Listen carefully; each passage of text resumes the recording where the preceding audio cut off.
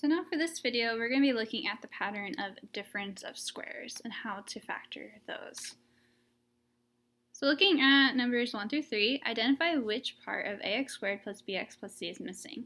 Can you put something there in its place? So for number 1, I have x squared minus 9.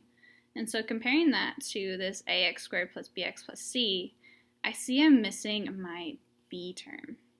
And so I can actually put that in there, and a way to make it look like up above here is adding a 0x.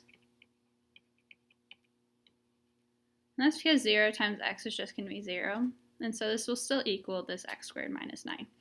So when you come to a problem that looks like this and is telling you to factor it, what you can do is just add a 0x in the middle. And that way you can know what your AC needs to add up to. But just a note, you cannot factor the sum of two squares. Oops.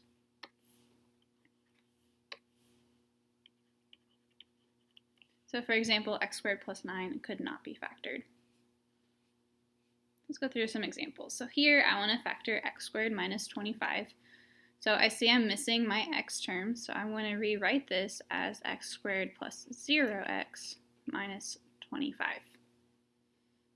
And now from here, I'm going to continue on just like what I normally do. So I'm going to do a times c. So I have 1 times negative 25, and I get negative 25. And now I'm looking for two numbers that multiply to negative 25, but then add to equal 0. And so I have, for instance, negative 1 and 25, no, negative 5 and 5, and that works.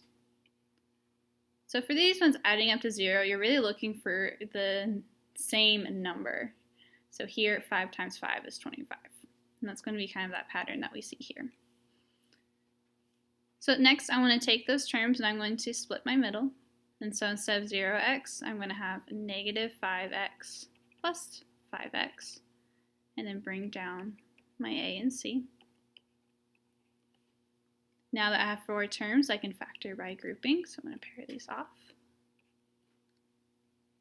My GCF of x squared and 5x is just going to be x. My GCF of 5x and negative 25 is going to be 5. Take my x out in front, x squared divided by x, I get x. Negative 5x divided by x, I get negative 5. Take my GCF of 5 out front, and I also have x minus 5. And so my answer here is going to be x plus 5 times x minus 5. Okay, go ahead and pause the video. I want you to try and do this for number 2. The answer you should have gotten for this problem was 2z plus 1 and 2z minus 1. Here you really need to be careful on this second one, since 2z and 1 do not have a GCF. It really just has a GCF of 1, so you need to make sure you divided both by 1 and put that out here.